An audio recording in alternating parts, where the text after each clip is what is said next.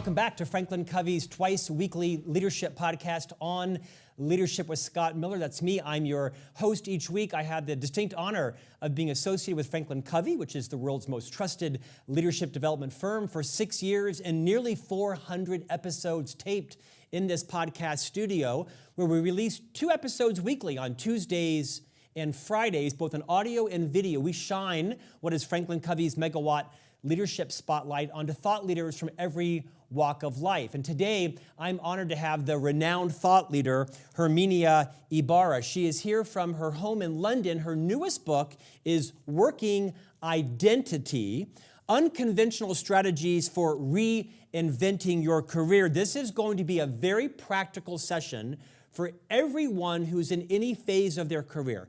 I don't care if you're a first-time frontline leader, perhaps you're a mid or senior level contributor, maybe you are an independent producer or you're in the C-suite. She is going to challenge the way you think about your identity professionally and give you some practical concepts around how to pivot in your career if in fact that's right for you. Herminia, welcome to On Leadership. Hello, I'm very pleased to be here. Thank you. Honored to spotlight you and your work today. Before we do this, however, I'm a little jealous of your background because rarely do we have a guest that actually is a more prolific collector of books and reader of books than I am, but you actually have done something quite remarkable off camera. I asked you if you would pan up, and it kept going and going and going. Would you indulge my invitation just to take your camera screen and kind of pan up and maybe narrate what it is we're seeing? Okay, will do. All right, hang tight. Here we go. It does go on for quite a bit. Let's see. Here we go. Here. I mean, those are the lights from the heavens, I feel like. This is a remarkable bookcase. Tell us a little about your love of reading and gifting books to people. Yeah, so I'm a reader, as you can see, and I'm an active reader. I'm always pulling things out, reminding myself of something, or, a lot of these books, I use them in my day-to-day, in my teaching, in my research, but I also pull books out, suggest them to someone, give one away. And what happens all the time with all that churn is they end up getting all mixed up. Books for fun, books for work, fiction, nonfiction, all of that kind of gets mixed up together a bit. So there you have it. But I can find things in here. Well, it's visually remarkable. Herminia, reorient our listeners and viewers to your journey, because in the leadership space, you are a well-known author, thought leader, coach, educator, published author, consultant. But I would love to have people have a broader sense for what your professional journey has been and some of your current appointments and what you're working on right now before we get into your book, Working Identity. Sure, with pleasure. So I am a career academic, and I have to tell you, this is an interesting factoid given how much I study career change, being a person who not only has never done so, but probably never will. So I did a PhD in organizational behavior, Scott. And my first job as a professor was at Harvard Business School. I joined the faculty in 1989, so that's some time ago. And I've always taught on leadership from the very beginning. My research, and you'll hear about it when we talk about working identity, in my early days, I studied networks, social networks, friendship networks, advised networks, how they affect people and how they affect innovation processes in organizations. And that really led me to 2 different areas that kind of interrelate, but really are in everything that I do. One is about stepping up to bigger leadership roles, and networks play a huge part in that as we evolve in our careers, as we move up to have greater impact. The other vein is about how we move out, how we change careers, how we move into very different kinds of occupations and roles, and networks play a huge role in that too, but not only. So over time, I have focused in these 2 areas. I've also had a look at what might be some of the unique barriers or challenges that women face in stepping up to more senior roles. But those are the two baskets, becoming a better leader and advancing one's career in that direction, or reinventing myself. As it turns out, and as we speak, both of those areas have a lot to do with our sense of personal identity, how we define ourselves, to ourselves and to the people around us. Mid-career, my big change was I left the Harvard Business School and I went to INSEAD Business School in France, where I stayed for 15 years. Also as a professor, teaching and researching on some of the same subjects. And most recently, I have joined the London Business School, where I also pursue these topics and where I'm also a governor of the school. I mean, where do you go when you leave the Harvard Business School? You go to INSEAD and then you go to the London Business School. So what a phenomenal academic career. You've written several books, including a recent book, the Blue Book behind you, on leadership. I invited you today because I really wanted to have your different point of view, your interesting point of view on career development, because I don't care what level you are in your career, including executive level leadership, that may be thinking about, is this where I want to be? Is this what's bringing me passion? Is this what's unleashing my talents? Often, what we're great at isn't what brings us joy. I know a lot of people who are accountants or who are CFOs who are there because they were just good at math, but it may not be what brings them joy or calling. So we'll talk about today this concept of your work identity. You referenced it briefly in your opening. Will you dive a little bit deeper into what is someone's work identity? Why does it matter? And then I'm going to ask you to talk about how we uncover it. Okay.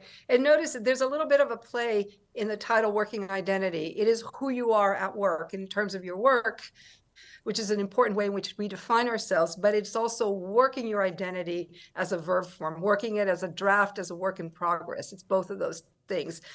Now, to your question about who we are at work, it's a mix. It's a mix of what we do, what we think our skills are, the people we spend time with, the company we keep, and also the story that we tell about who we wanted to be and how we became that.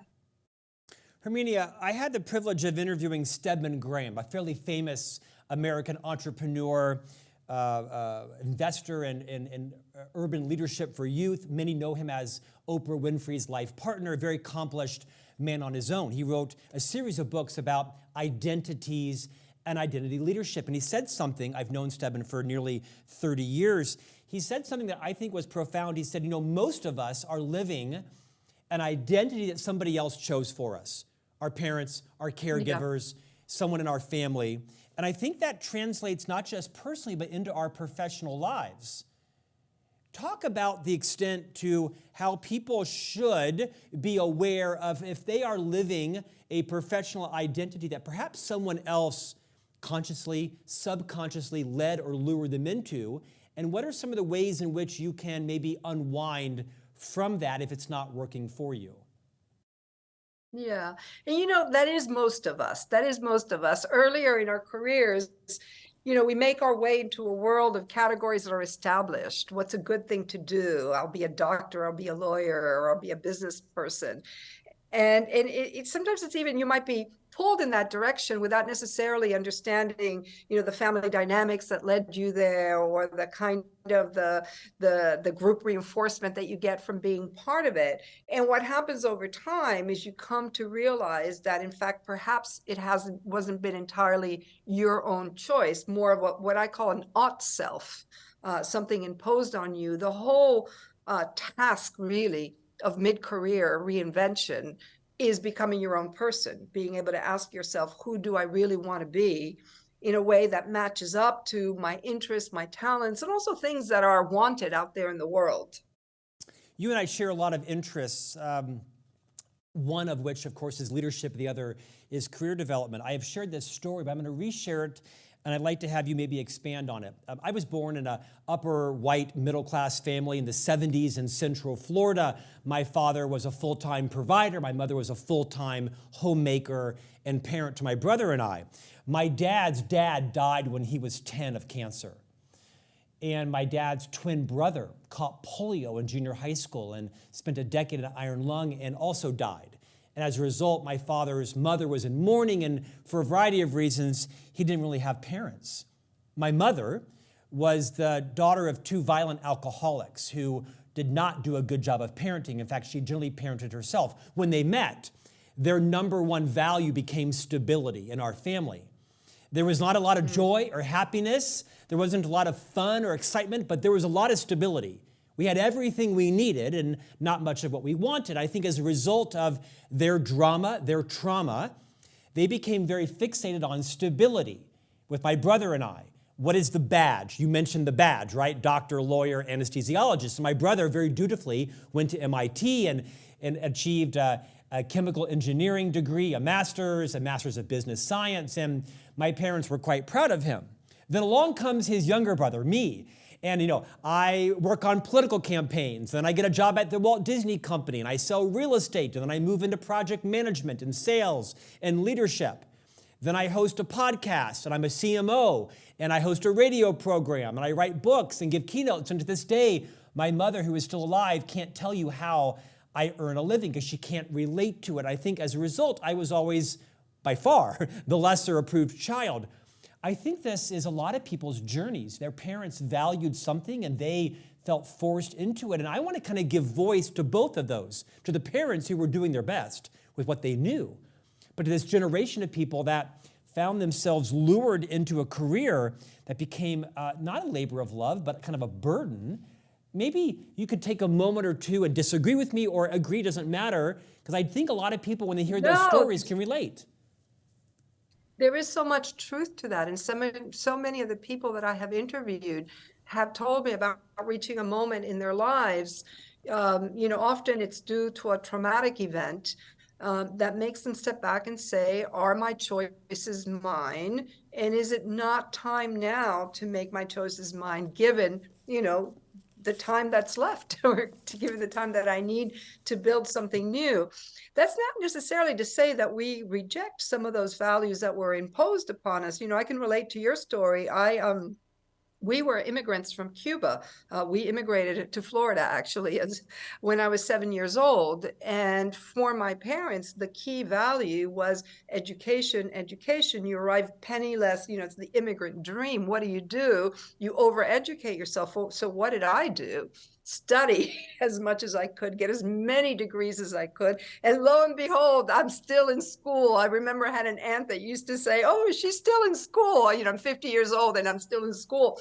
So, but that's not necessarily a bad thing. We are able to craft our jobs and our choices according to kind of a complex mix of values. And part of this is a process of becoming aware of those things. Now, I'll tell you this, and we can talk more about it. That awareness of all those influences in your choices doesn't come immediately. Sometimes it comes later in a process in which, by trial and error and by exploring a little bit more broadly, you start to see what are those things, actually deep forces that are really shaping what you see as your choices and what you see as possible and feasible and attractive. Beautifully said. Let's dive into the book, because you've got a series of unconventional strategies that I'm going to choose to highlight because they're so relevant to us. The first one, you quote, "Act your way into a new way of thinking and being. You cannot discover yourself by introspection." Now, at first blush, this kind of goes against conventional wisdom of know thyself, study thyself, understanding why you are the way you are. But you very boldly say, act your way into a new way of thinking and being. Riff on that. Yeah. So know yourself, I will not disagree with. I think this is vital. The question is, how do you come to know yourself? And you can't know yourself in isolation. You can't know yourself sitting in a room inside your brain. The way we come to learn ourselves is by putting something out into the world, doing something, or reacting to something and seeing what happens and seeing if that confirms, are you being tested? Are you being challenged to show who you really are, your mettle? We often have these theoretical notions of who we are, what we value. Most of the time they clash with how we spend our time and even the decisions that we make on the spot. And so it's the same with career. We have these ideas, all the time I interview people who have these dreams. I want to be an author. I want to be, one person who wanted to run a scuba diving shop. They try it and they realize this is not it. This is a fantasy. This is not how I want to spend my life day in and day out. And so by trying things, we get to see what is the match between fantasy and reality? Would I thrive here? Will I continue to be challenged? Will I feel fulfilled? Do I like the people who are in this setting? Are the organizations that fit my values? There's so many elements of what makes for a good fit that you don't discover until you have explored it a little bit more deeply. And that means actually, not in your head. Herminia, a mutual friend of ours, Whitney Johnson, will say that, the average career span for someone is now increasingly on the lower end, 18 months, and on the far end, 36 months. I think the average career in a Fortune 500 company is now 5 years. And there's lots of insights to take from that. A lot of career change going on around the world. You share in your book this concept that I really found contemplative. You write, career change is not an event. It is a transition process that takes time and is built from small changes. We've all just come off of the pandemic where we talked about, people were moving, sometimes multiple times a year for a variety of reasons. They were running to something, they were running from something, they were making $10,000 more or $2 more an hour. And I think the pendulum swung really far one way, and it's kind of swinging back the other way now. Reinforce for everyone who's thinking about a career change, talk to them about this concept that it really is a process and not just a snap event. For some, perhaps it is, but maybe describe what some of the components of a contemplative, judicial career change looks like. Okay. I want to make a point of clarification, and that is the difference between a job and a career. Jobs last less and less. Think of jobs as the Lego blocks and then careers as the structures that you make with them.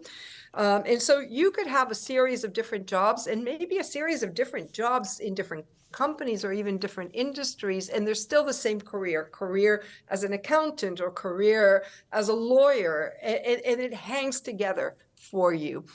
Career change is when you are shifting, from Legos to Playmobiles or something else. You're within a different structure, a different sequence, and the leap has to be explained. It doesn't necessarily make sense. It has to be explained to the people who might hire you or who might finance you, to the people who love you and think you might be doing something stupid, to yourself. It needs a little bit of explanation. Now, the aspects of that change, the career change is the outcome. It's that, okay, now I'm in this job at the London Business School. The process is the process of moving away from something while moving towards something which is often not yet fully defined. And that's the part that's hard and that we need to understand a little bit better so that we don't get impatient with ourselves as we go through it, so that we don't jump the gun and then kind of go for something that's not really what we want because we're so fed up with the process. Well, I think that's an important point to reiterate, which is I see a lot of impulsivity in people's careers. Like you, I've authored a book about how to build an intentional career because I see so much sort of episodic, accidental, my boss is a jerk, so I'm quitting the organization or I'm moving industries. And there's a time and a place to do that, no matter for sure. But I think what you're really reinforcing is there's a time for it to be an event, and there's also more likely the time for it to be a process, more contemplative, and try some different things to make sure that you recognize, your career is, in many cases, your identity, not for all of us, but for some of us, and it recognizes that for most of us, we'll spend more time with people we work with than we will awake with our family and our friends. That's why it's such an important part of our identity, because it is what occupies our waking hours, and it determines the people that we're with, who are the mirror to our identity. You can't have an identity by yourself. It's also what's reflected back to you. But your word intentional is really important here.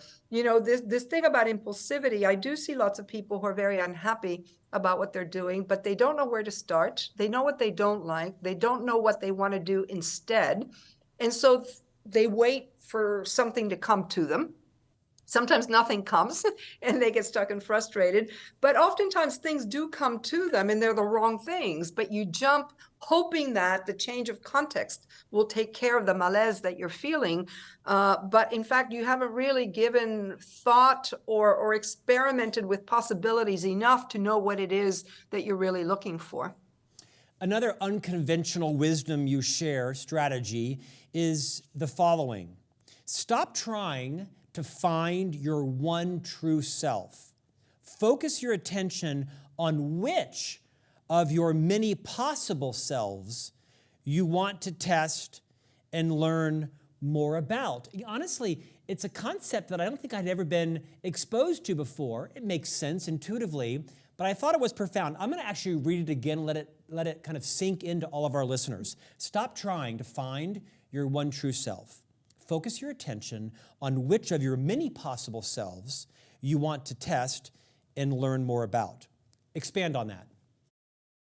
All right. So there is no true self. There's no little thing kind of deep inside you for you to excavate. There's a lot of possibilities for work that you will find fulfilling and meaningful. There's many manifestations that could be possible.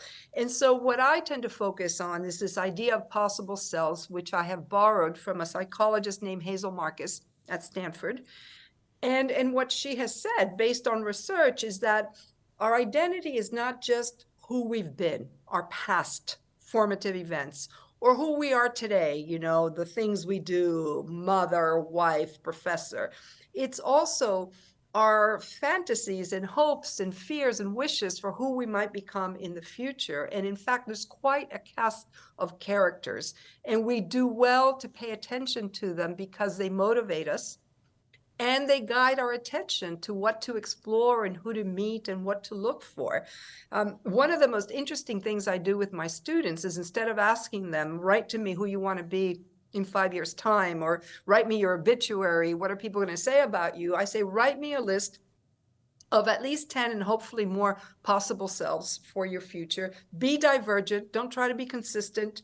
Put them down, even if they are pie in the sky, even if they're just pure fantasies. Put down stuff that is not thought through, that's half-baked.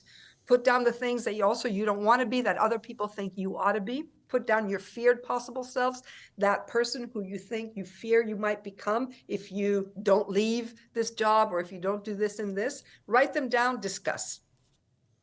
What happens is magical, because people see that we're not unitary, that we have a lot of facets. It just so happens that we've given more time to some of those facets. Others are unexplored, and it's okay. And even things on that list that you'll never do are informative, because they say something about you that wants expression.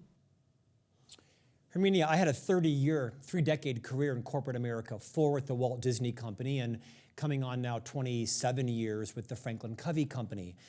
I am retired from the firm. I am an ambassador for the firm and host this podcast. I'm an entrepreneur now. But I found this book gave me a lot of permission. I emphatically wish I would have read this book 30 years ago, because you gave me a lot of permissions that I didn't know I was allowed to take. Maybe you might respond to that word, permission.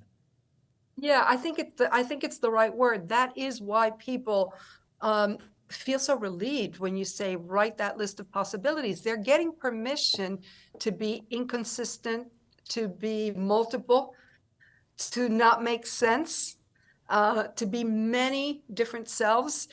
And they're just all facets of us. They're just all facets. Sometimes you have a creative side that doesn't get a lot of expression because you're doing something else. It's still there, kind of sometimes knocking, hello, it's me, let's be creative now.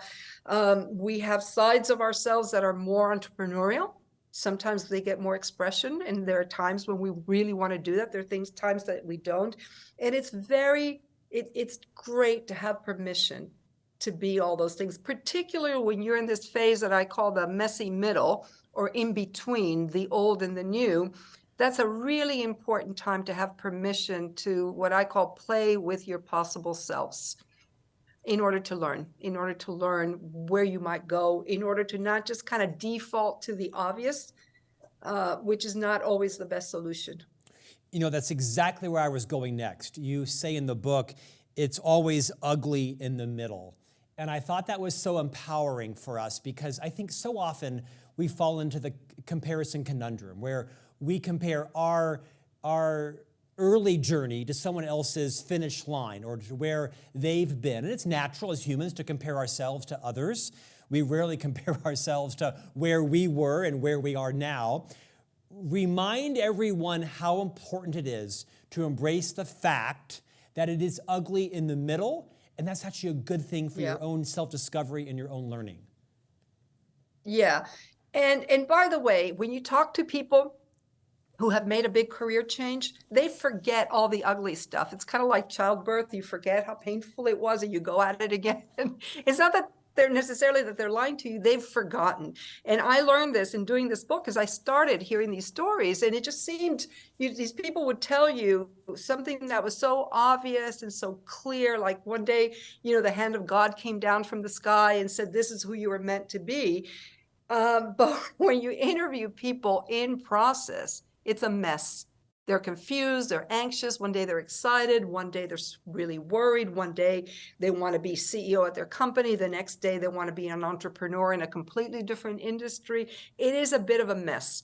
And as you said, it is a good thing because you are changing. Since you're changing, you might as well explore a range of possibilities. It's like if you were going to go buy a house, you're not going to say, I'm only going to look at that one house.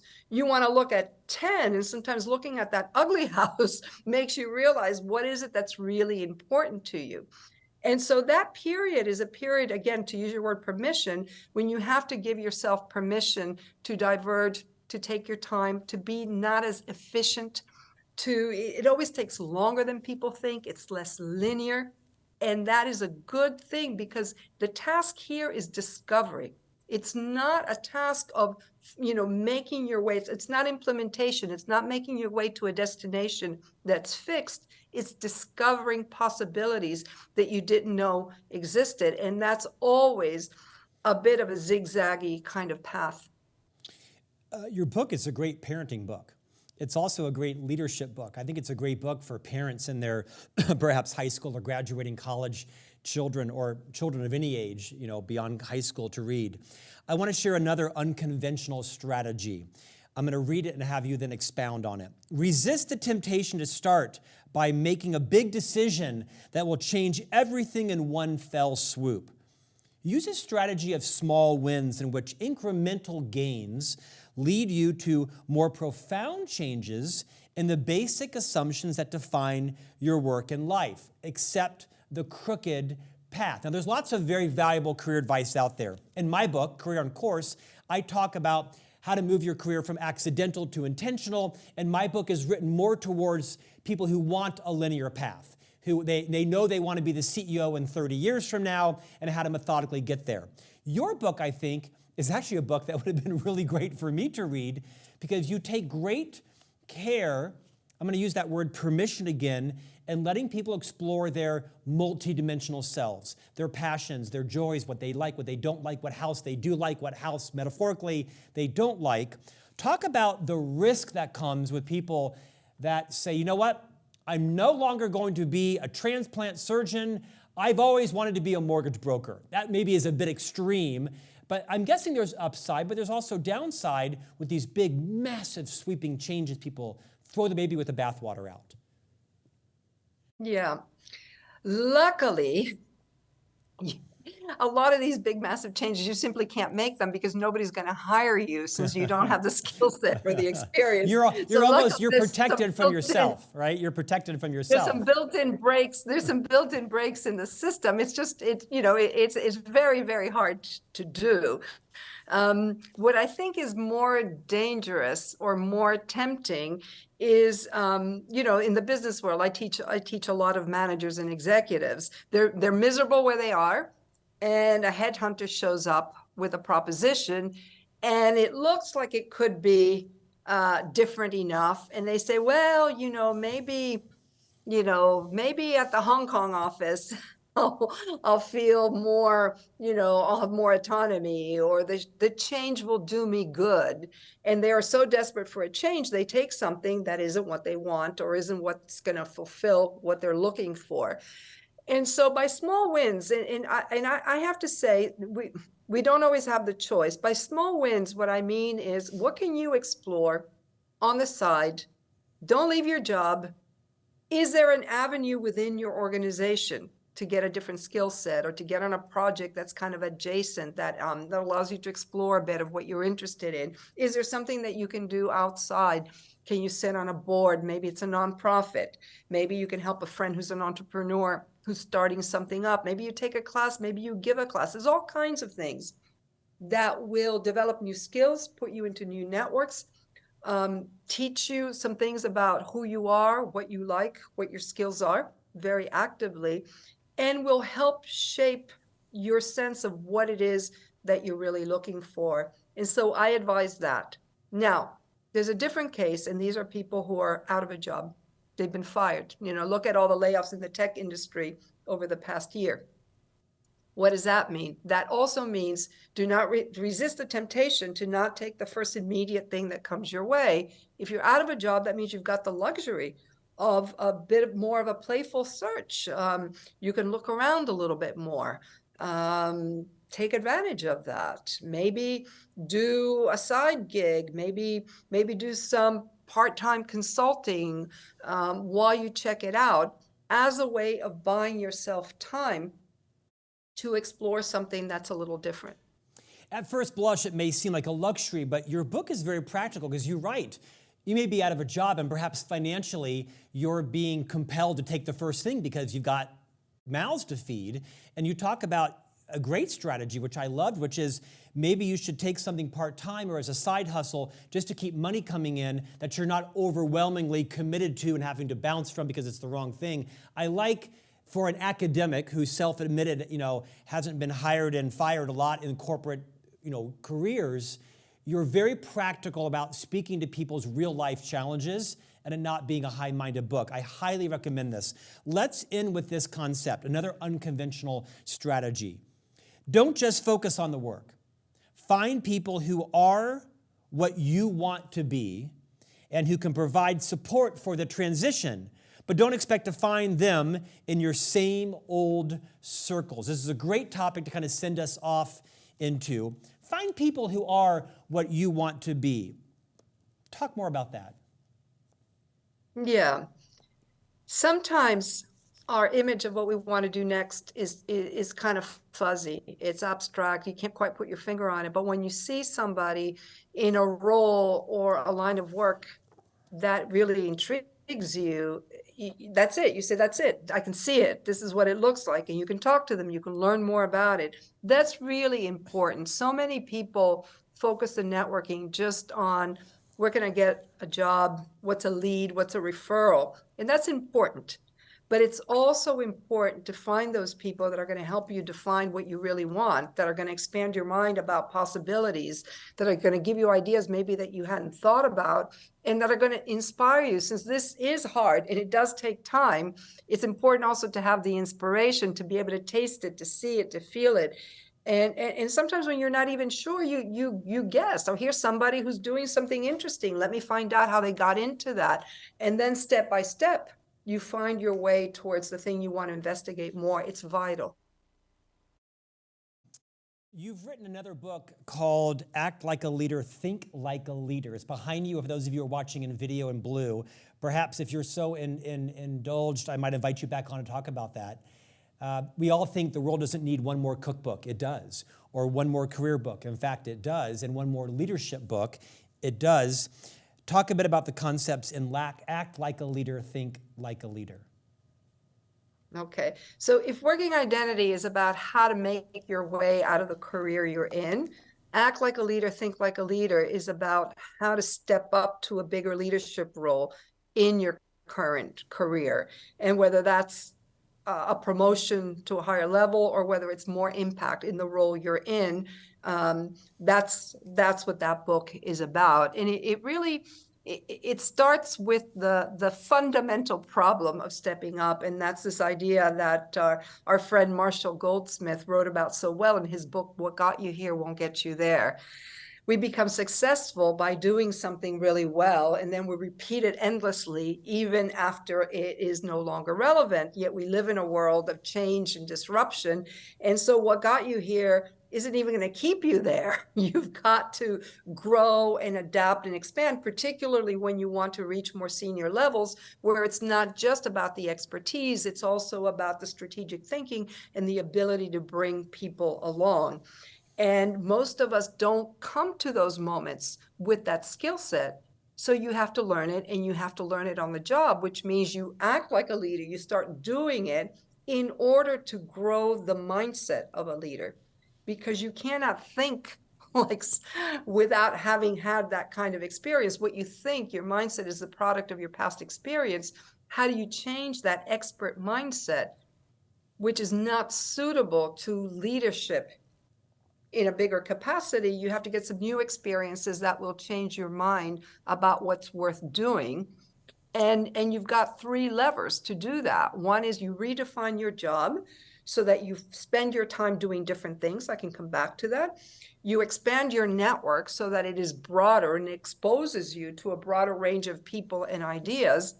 And you, what I call playfully, become more playful with your sense of self, so that your definition of authentic leadership doesn't condemn you to being as you always have been. It's a more expansive definition of how to be authentic. Herminia Ibarra, you are recognized as one of the top management thinkers in the world by Thinkers 50. You are the Charles Handy Professor of Organizational Behavior at the London Business School. What is next for you? What should people who are now following you on LinkedIn and buying your books and listening to interviews, what's next on your purview? I'm working on a new book about career transitions a bit later in our careers. Working identity, although it's meant to be a broad, available to a broader audience, it really does focus on the kind of mid-career transition. As a society, we're getting older, we're living longer. And we don't want to look forward to a retirement made exclusively of golfing and leisure pursuit. We want to be relevant and do all kinds of things that are exploratory, that are fulfilling. And so it's really about how to think forward to a career at those later stages of your life. Oh, I radically disagree. I am so looking forward to a retirement of leisurely pursuits, because with a guy who's 55, I have 3 sons with my wife, Stephanie, that are 9, 12, and 13. There's no such thing as retirement given college tuition. You're in the dip. You're in the dip of the happiness curve. No, Scott, you're in the dip. I know I'm wallowing in the basement of the happiness curve right now. Herminia, you have been delightful to invest in our listeners and viewers today. Your book is Working Identity, Unconventional Strategies for Reinventing Your Career. Thanks for your time today. Thank you so much, Scott. It's really been fun talking with you. My pleasure. And we'll see you back here next week for a new conversation on leadership.